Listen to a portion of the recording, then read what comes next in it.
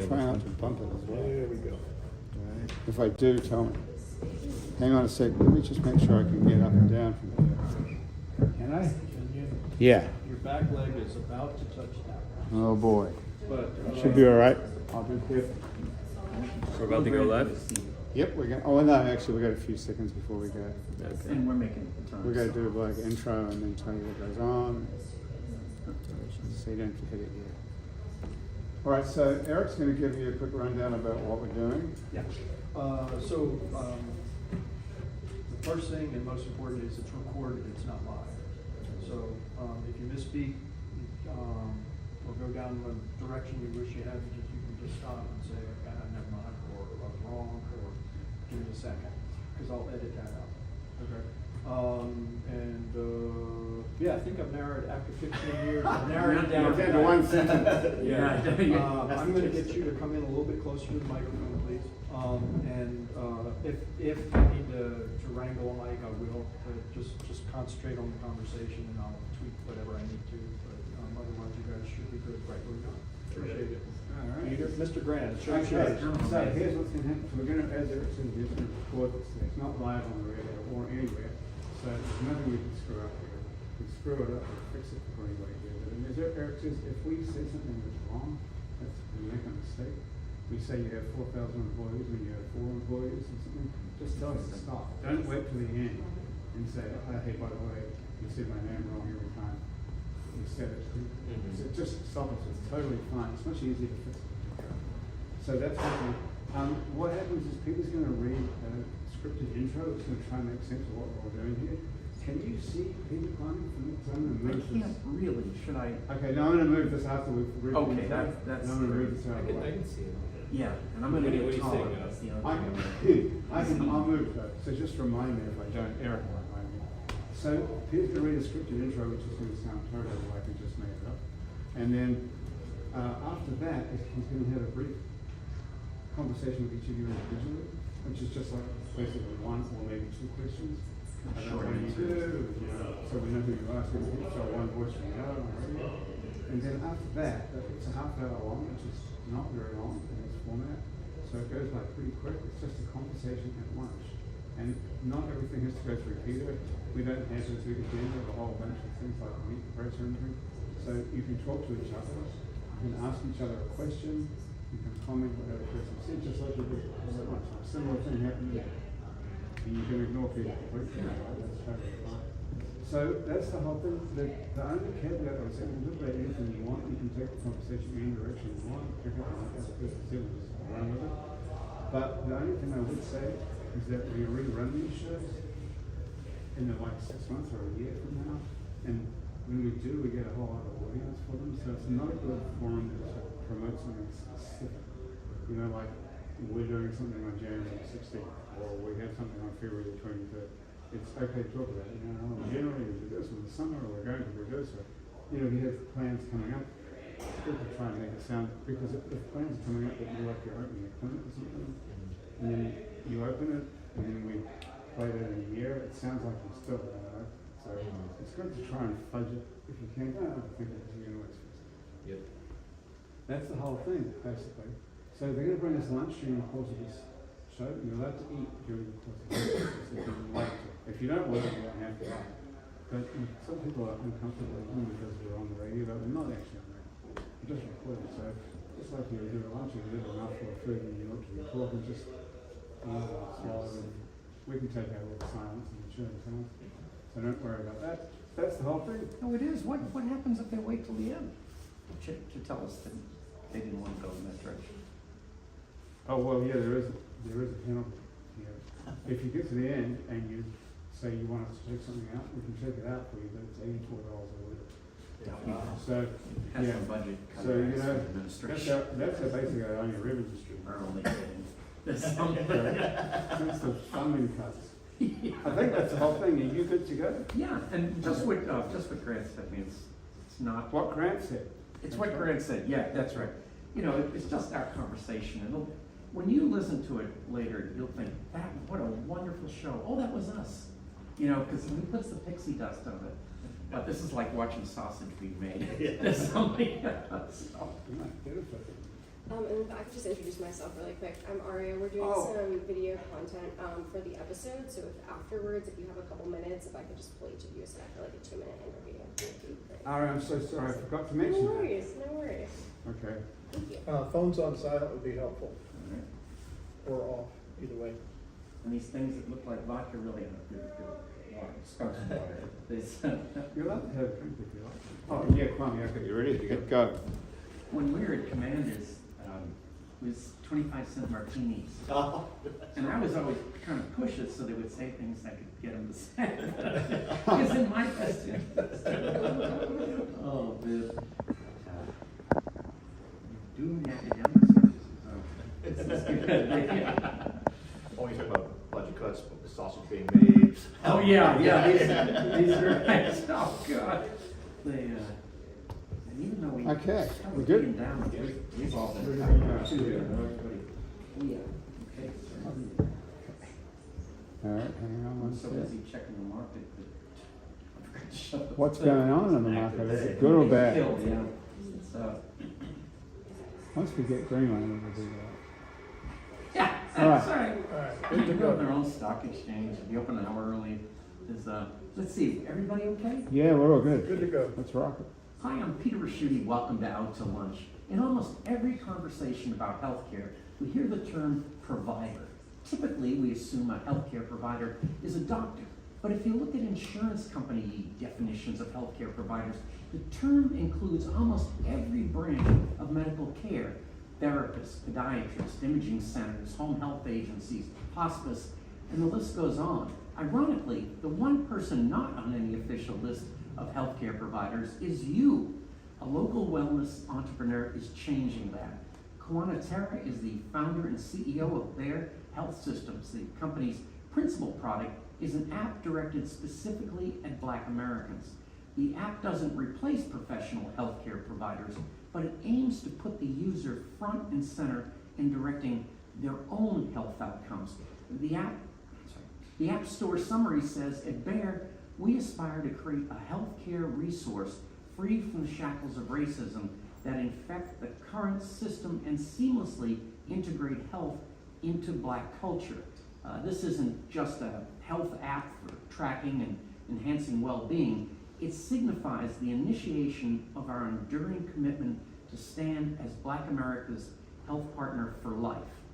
With roughly 14% of Americans, that comes to 48 million people, identifying as Black, and a 2024 Pew Research finding that 51% of Black Americans say they believe the U.S. healthcare system was designed to hold Black people back a great deal or a fair amount, there would appear to be a ready market for this product.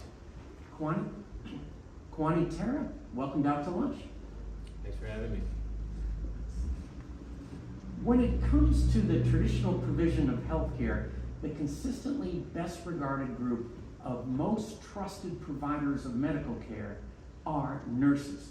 Patients and doctors alike typically regard nurses as critical to patient safety and care. There's also a critical shortage of users. There's also a critical shortage of nurses. According to a recent report from the Louisiana Board of Regents, the state is projected to face a shortage of roughly 6,000 registered nurses by 2030.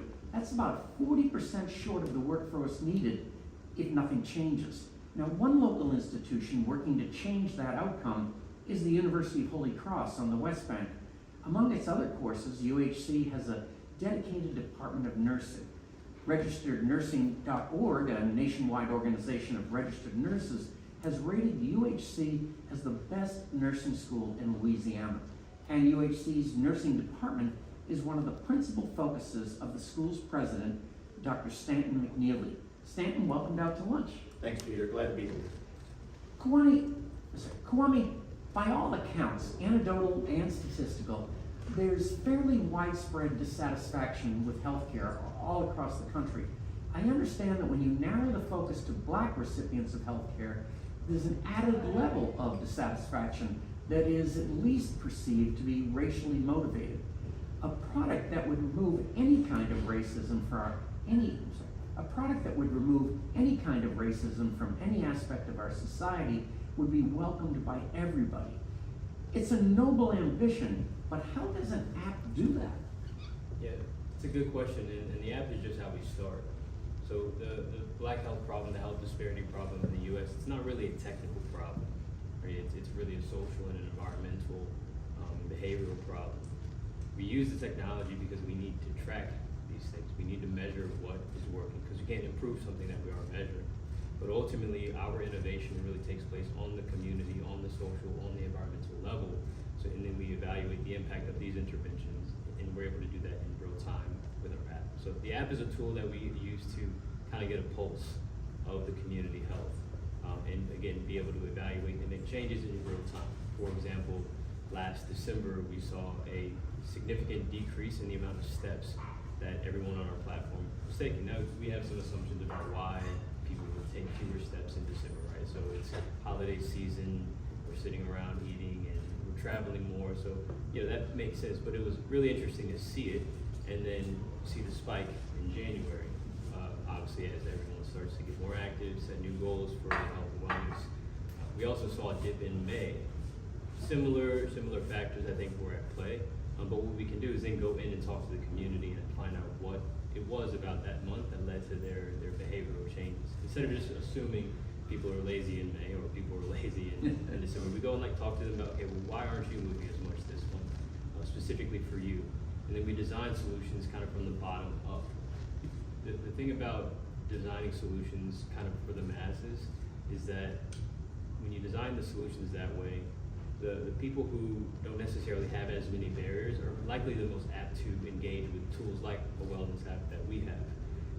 Unfortunately, when we design the solutions to meet the demand based on let's say, the upper middle class, they don't face the barriers that the lower income communities face, and so the solutions won't translate into lower income communities, right? The learnings that we develop from working with the upper middle class communities won't translate to the lower income.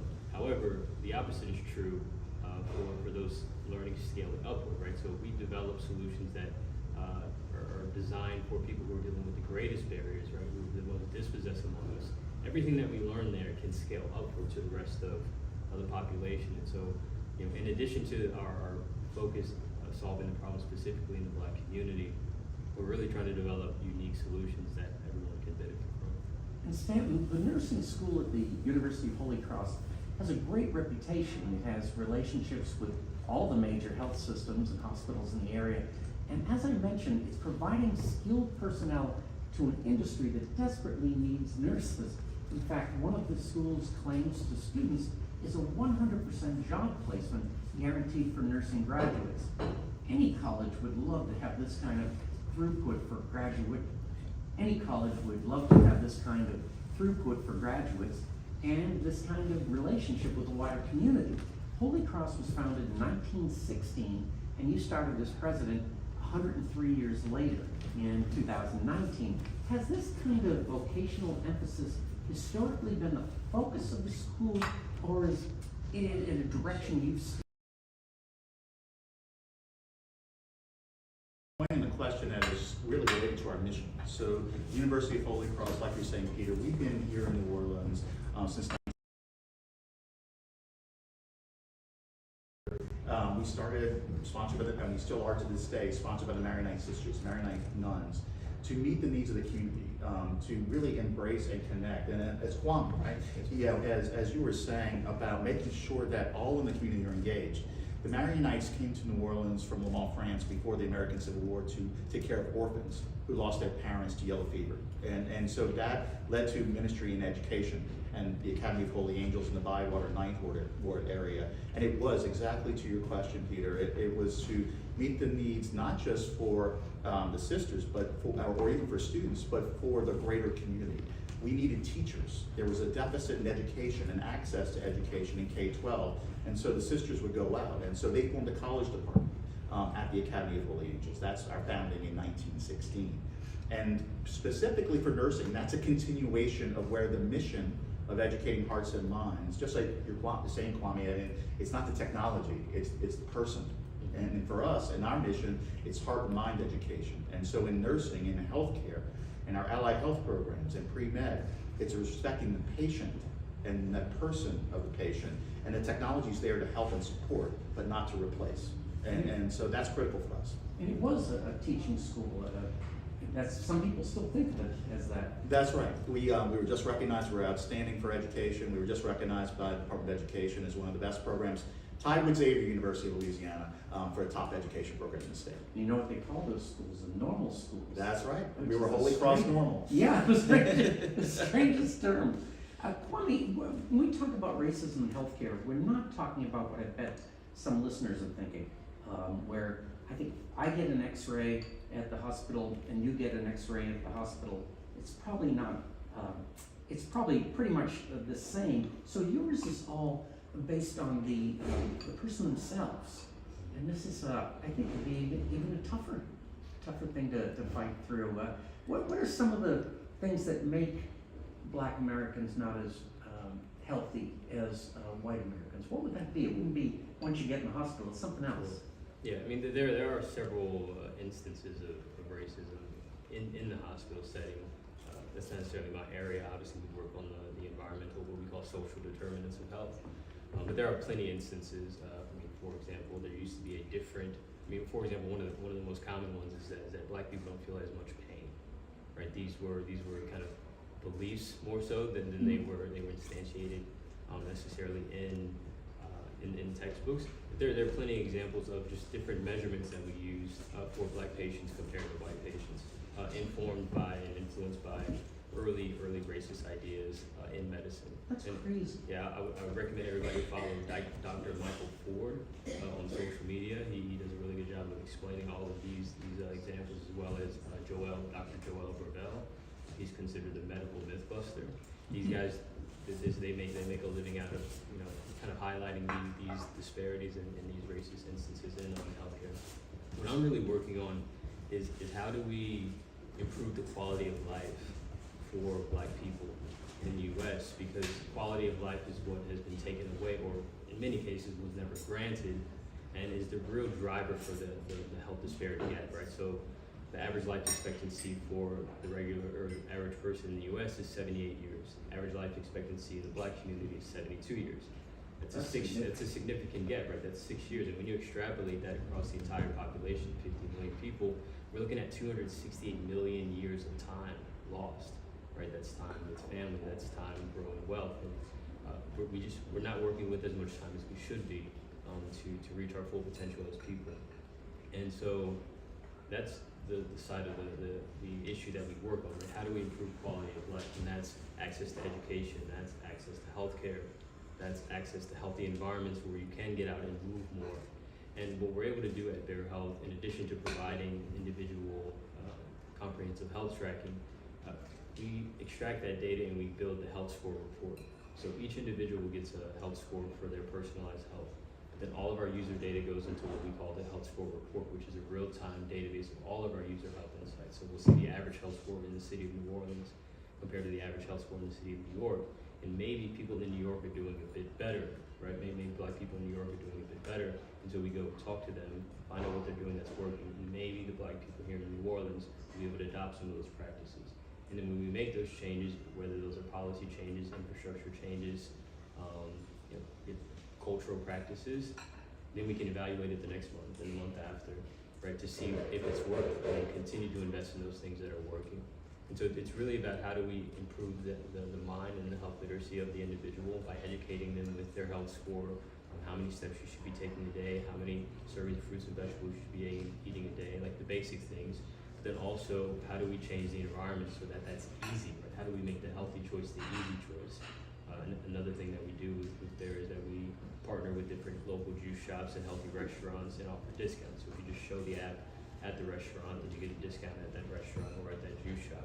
Again, just trying to make it a seamless experience to where health isn't this extra chore that you have to do, but it's just part of your life, or curating a health promoting life experience for people. Stanton, you have all these great reasons why somebody should attend your school, but somehow there's a lot of confusion. And when I was getting ready for the show, I mentioned Holy Cross, and some would say, oh, the high school. Some would say, is that a community college?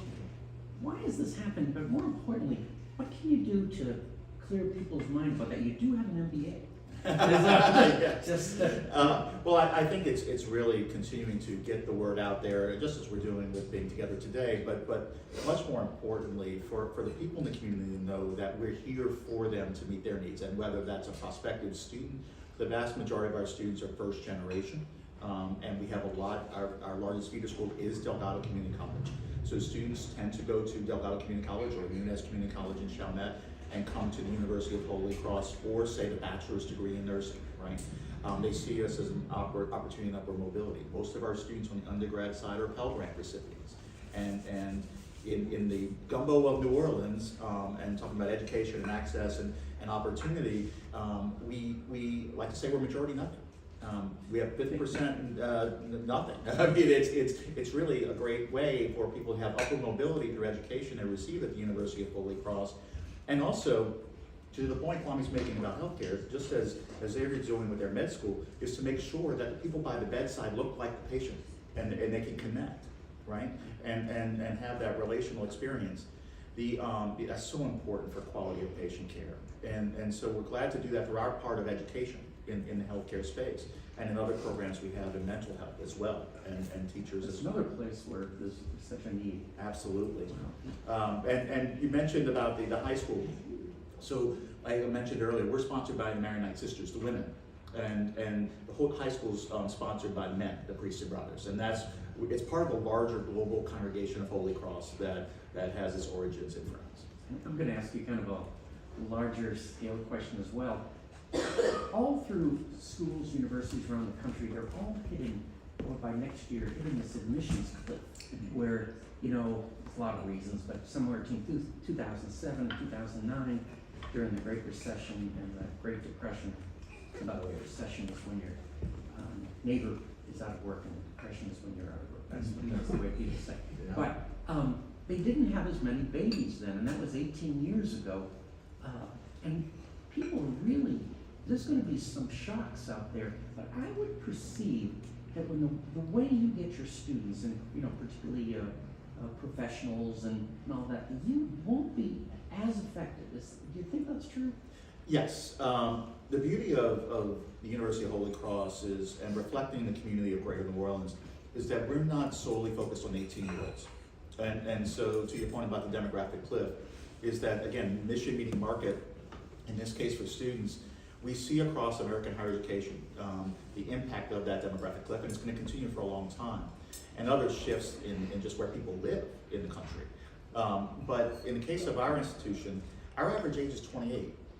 And so that's a student who is balancing whether she or he is 18 years old or 25 or 55. They're balancing work, they're balancing caring for someone at home usually, and they're balancing their education. And so we do have high school students come to us. We have growing freshman classes coming from the local high schools. We, like I mentioned, have a lot of students coming from our community colleges.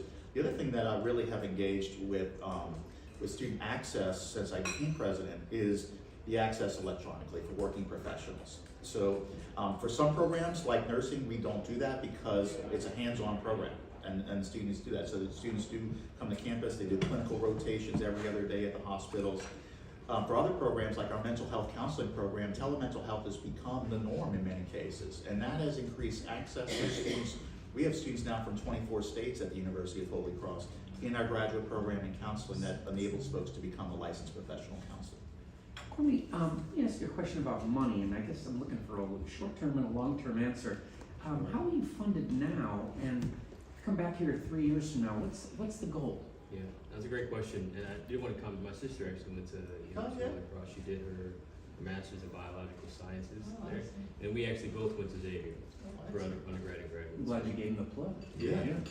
Much respect for Xavier University. My top of my dissertation was Dr. Francis. Oh, that's amazing. Yeah, I was his last graduating class. Oh.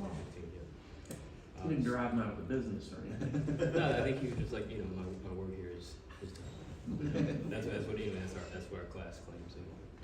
So, yeah, how we brought in money to date and how we plan to in the future. So we have been a pre-revenue company for the past 2.5, 3 years. Our company is actually based on campus at Xavier. for the past 3 years, where we've been dependent primarily on external funding, so that could be from investors, incubator and accelerator programs, so these are more or less boot camps for startup companies that come with, you know, 25 to 50,000, sometimes $100,000 investment or grant, as well as 16 weeks of programming, training, basically just education to help you not make some of the mistakes that you would make by yourself, and then access to a network. So we've done programs at Harvard University, we've done programs based in LA. We've just been able to use this as a resource to allow us to get to the point that we are now. We have a technology partner in Dakadu that's also been great. They've invested between 200 and 250,000 in kind and cash contributions or technology contributions to the company over the past 3 years. And we officially released our Bear Health app in November of 2025. Now we charge for the app. First 30 days are free, and then after that it's $100 for the year. And we also opened up a co-working / wellness lifestyle studio on Bayou Road in New Orleans. So for those who don't know, Bayou Road is the first road paved in the city of New Orleans, and currently a corridor for Black businesses. And so now anyone who is a member of our app can come to our wellness and fitness meetups at Bear, it's called Bear Connect. You can come co-work during the day. You can come to different workshops. Anybody can host a workshop at Bear Connect for free for 90 minutes if they are a member of the app. And again, that's kind of how we plan to do it in the future. As we grow our user base and grow our membership, we'll take on different funding. But to achieve our ultimate goal, which is that every individual will be on the platform, the model will be, we'll have to find different ways to leverage the data to generate revenue as a community. And our vision for that right now is, let's say there's a research institution, so Holy Cross is interested in doing research on a specific zip code that we have data on. We'll go to the community, ask them if they're interested in this research, and then how much are we charging for access to the data. And then we'll use some of the money that Holy Cross is able to invest for the research to improve that community in the way that we know that it needs to be improved, and enable access for free to as many people as we possibly can. So, Well, you know, it's radio, so I'll have to tell them that you are in great shape. And, and you have accomplished, talk about audacious, you walk about 32 miles a day for 30 days. I worked on this, you know, because I guess I teach finance, I was so curious about these numbers.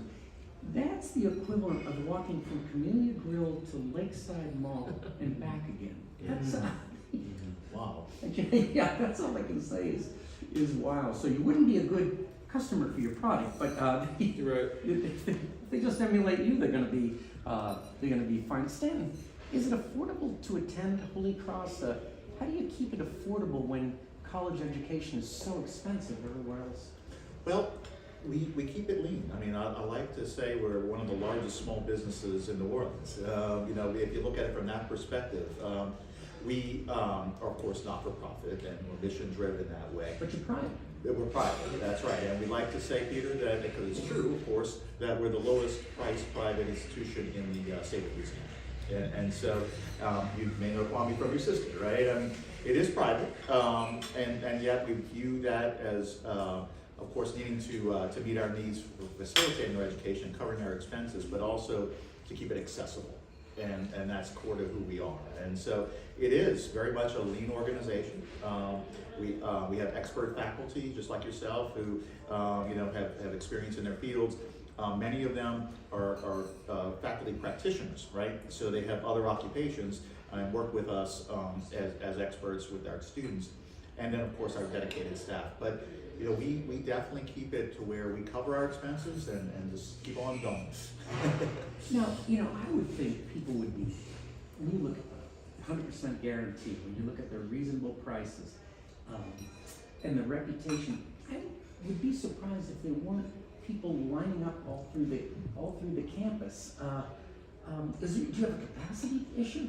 So we have seen, like I mentioned about like the graduate program in counseling, we've seen growth in enrollment there. But coincidentally though, whether it's a combination of things like our market, you mentioned some of the name dynamics with understanding what Holy Cross is in New Orleans, also geography, right? We have a sociological factor here that we just continue to make sure we navigate, no pun intended, with that river. You know, I mean, some folks who would be a good fit for us have never been to the West Bank, you know, and so we definitely want to make sure that people know that an excellent program, like in nursing, for example, other programs like your sister attended, they can experience that at just a short drive away. It doesn't take long, you know. And that's the thing, is that to make sure folks know that we can provide accessible, top quality education with great opportunity. You know, the programs we're talking about here, frontline healthcare like nursing, teaching, mental health, those programs are not going to be replaced by AI. And those positions are not going to be replaced by AI. They're going to be in demand. And so opportunities for students, especially first generation students, but also the need in the workforce. And so the jobs will be there. And so they can just drive to the West Bank and experience a great education. Once you start marketing as the best bank, I think things are going to change. Yeah. Kwame, I guess because I'm so fascinated with these numbers, you actually have another program, I thought it was amazing, to the moon. Mm-hmm. And the moon is what, like, how long is it? About 239,000 miles away. Okay, that is a long commute. And what is that one about? Yeah, so we have a campaign for the official launch of Bear Health. Again, our official app just came out in November 2025. And for that campaign, we are officially launching, because previously we were on our beta app. And now our goal is to reach the moon. So Bear Health to the Moon is the theme for our official launch. And the moon is 239,000 miles away. And so last year, when I completed the 2 million steps in 30 days, the first thing that people would ask me at the end was, what's next? And I actually thought that was a crazy question, because I had just finished walking. I was like, I'm gonna rest. I'm gonna spend as much time on a couch as possible. But it got me thinking, because people were so inspired by that journey, right? I was trying to raise awareness, obviously, for our company and our upcoming launch, but I didn't realize that people would have more reason for living as a result of following that journey. And so, given that, I was like, well, what's another thing I could come up with to, one, continue to inspire people, but also get more people involved. So we're launching the Marathon. The Marathon is a month-long challenge for 30 days where we attempt to accomplish some sort of distance or achieve a certain distance as a community. So this year, our goal over the course of April is to cover 239,000 miles and reach the moon for the official launch of Bear Health. Now, this isn't you, this is the community. As a community, yeah, I will do as many as I can myself. Maybe another 1,000. Next year, Pluto. And so, by the way, I had to laugh. The workspace that you're building, there's a restaurant right next door called Steak and Whiskey. Oh, Isn't there?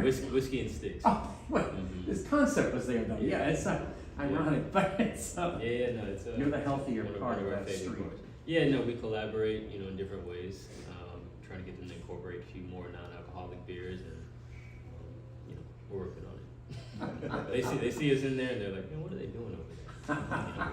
Building a relationship. Yeah, That's what they are. Yeah. And by the way, these numbers, you're way past zero. I mean, you've got in the beta, you've got 2,700 Yep. people in it. Yeah. That's phenomenal. Yeah, no, I appreciate it. I mean, we've done a lot of work, but you'll be surprised to know that the majority of those users have come by hand, like directly connecting with them, either at events or in community health fairs and things like that.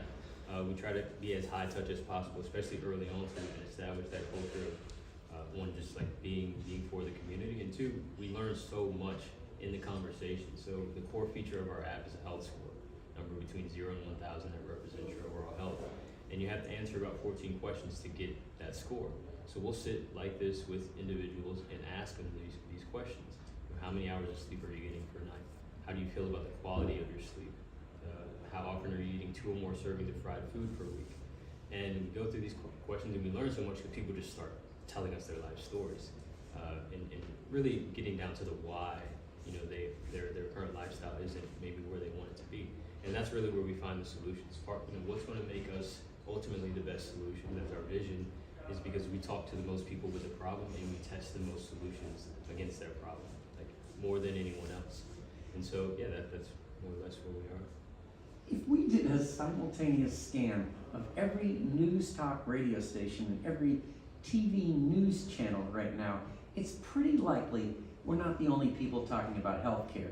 But it's very likely we're the only people talking about a Catholic college-driven solution to the nursing shortage and an African-American focused entrepreneurial venture aimed at sidestepping healthcare racism. Even, did I get one wrong? Oh, I was gonna say that sounds about right. Okay. Even in something as ubiquitous as the healthcare debate, New Orleans manages to be, well, New Orleans. Kwame and Stanton, it's been great to meet you. I look forward to keeping up with you and following your continued success. Thank you for everything you're doing for New Orleans, Louisiana, and our healthcare. Thank you for everything you're doing for New Orleans, Louisiana, and for our health and well-being. Thank you both for taking the time to join me today on Out to Lunch. Thank you, Peter. Yeah, thanks for having us. My guests on Out to Lunch today have been Kwame Terra, founder and CEO of Bear Health Systems, and Stanton McNeely, president of the University of Holy Cross. We edited this show to fit into the time slot here on WWNO. You can hear our unedited conversation, find out more about Kwame's app and Stanton's school by listening to the Out to Lunch podcast. You can find and subscribe to the Out to Lunch podcast on your podcast app and on our website, itsneworleans.com. If you want to know what we all look like, you can find photos from this show on itsneworleans.com and on our Out to Lunch social media. These photos were taken today by Jill LaFleur. You can find more of Jill's photos at lafleurphoto.com. Out to Lunch is a production of INO Broadcasting for itsneworleans.com and WWNO 89.9 FM. The producer of our show is Grant Morris. Our technical producer is Eric Merle. Our researcher is Amy Irvin. I'm Peter Raschuti. Thanks for joining me. I look forward to meeting you again next week around the lunch table for more business, New Orleans style, on Out to Lunch. Got it. Good. Okay, that was That was a awesome. really good show. That was great. Oh, that's You did a great job Oh, too. thank you. Excellent. That is great. No, I think people are going to learn something. Kwame, you decided to get the prize. Did you get that I think that's By the way, I want to share with you how wide the audience is. Grant, your life is. Yes. I was at Z's Pizza the other day, and the guy said, "What's the name of the order?" I said, "Peter," and he said, "What's his last name?" And I said, "R-I-C-C," and he goes, "Out to Lunch." Wow. So, you know, pizza delivery. That's That's a listener base. No, it isn't. That's our outlier. Oh, man. Great conversation. Okay, well, where's the hot zone stand? What's going on now? Yeah, it's Cody, that was just amazing. Thank you. What's your sister's name? Her name is Zari. Zari Jackson. I forget what year she graduated. Good job, Laura. I came in my first year was the year of the pandemic. I came in 2018. What's your mother's name? So I may have met her just as she was finishing up. I knew that was coming in somewhere. Okay, here, this is still recording. Yes. That's why I was very cool. That's the transformation. That's happening in healthcare. Yeah. And I'm not gonna try too much to compete with all of the new technology platforms that are coming out. Just try to stay focused on the Black community and engage with them, because that's really the challenge. is All engagement, right. Yeah. You know, so. No, that's the thing, a great intersection with need.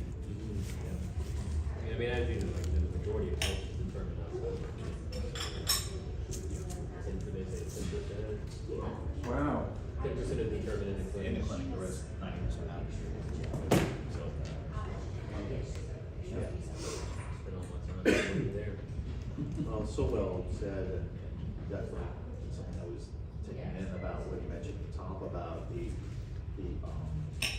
age disparity, lifespan disparity, and then what the ripple effects of that are from Completely and utterly legacy confusing. and Crazy, how was it? systemic racism.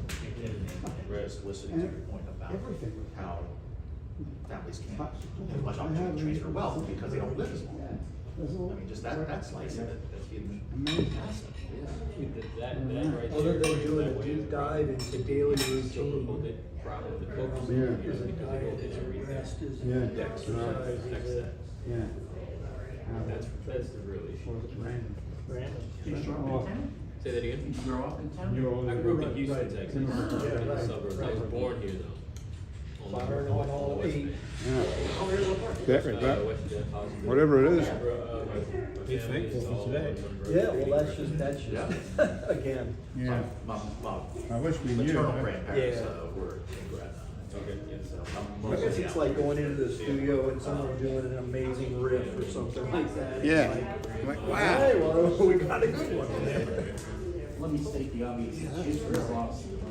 Like the old days. So, they- I was thinking about that actually We came here from. earlier today. Mardi Gras.